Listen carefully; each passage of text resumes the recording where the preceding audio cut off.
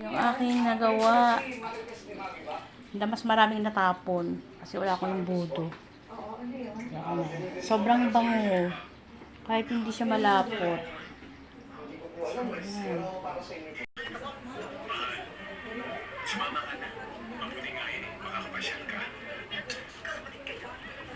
Ayan, ito na ang ating DIY liquid. Yun mo nga. Case, tingnan mo. Case. Yan natin. Gagawa na ako ng ganito kasi para makatipid. Kasi bibili ako ng isang bote. 35 pesos. Bilis lang maubos. Kaya try natin ito. Tipid budget.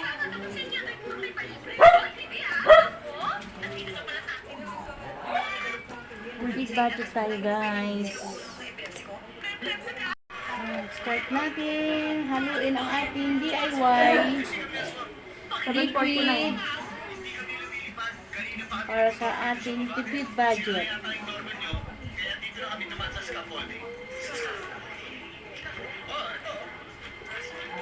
Haluin lang natin ng haluin hanggang siya ay lumapot.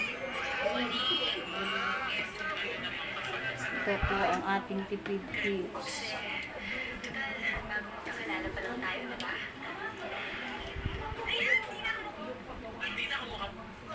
Do you see a person screaming? Or do you see a Springer's manual in a shirt? If you say, VMX is the best tool for you.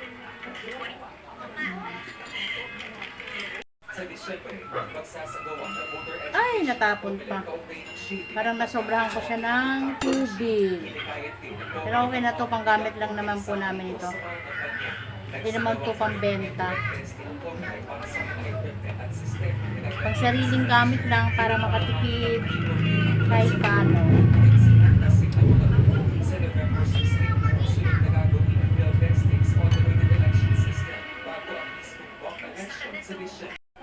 Unti-unti na siyang natutunan.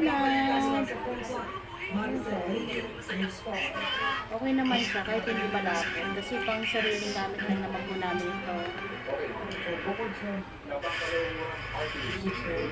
Nahaluin ko ba siya hanggang lumapot, charot.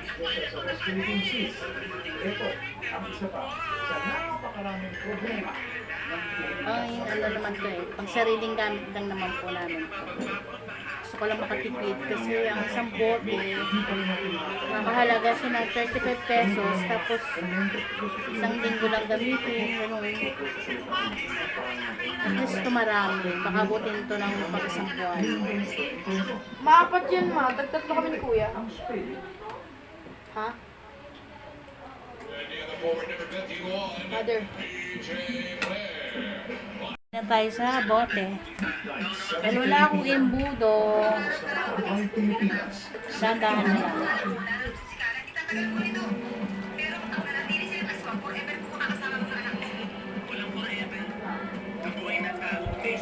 Ay, nakakanda tapon-tapon.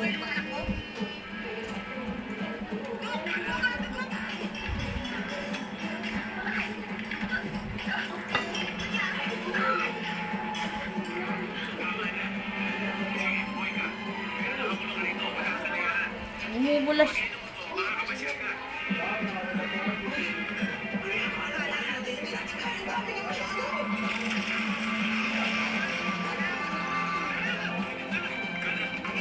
Yan.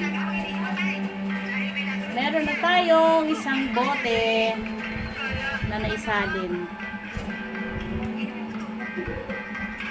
Malabnaw siya pero okay na yung pang sariling gamit lang naman ko. Tayo sumara, oy. Okay na agad mo? Pangalawang bote. Wala kasi akong bote ngayon. Wala pati ako yung bote. Nakalimutan kong bumili. Pang personal use lang po ito, guys. Kaya yan yun lang may ganyan. May bula-bula pati at malabnaw.